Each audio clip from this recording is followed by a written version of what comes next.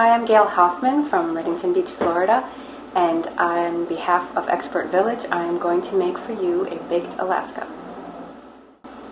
Baked Alaska is a dessert that is composed of ice cream, cake, and a meringue outer coating that is broiled under the oven.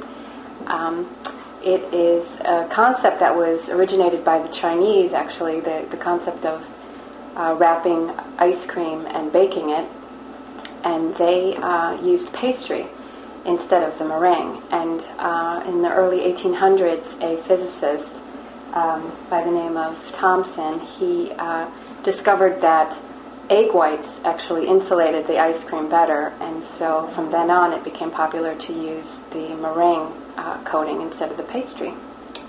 And the name Baked Alaska was introduced at a restaurant called Delmonico's in New York in the late 1800s, and it was in honor of the recently acquired territory known as Alaska that the United States had purchased from Russia in the late 1800s. And of course, Alaska didn't become a state until I think 1959, but that is where the name originates, and it's caught on and been called Baked Alaska ever since.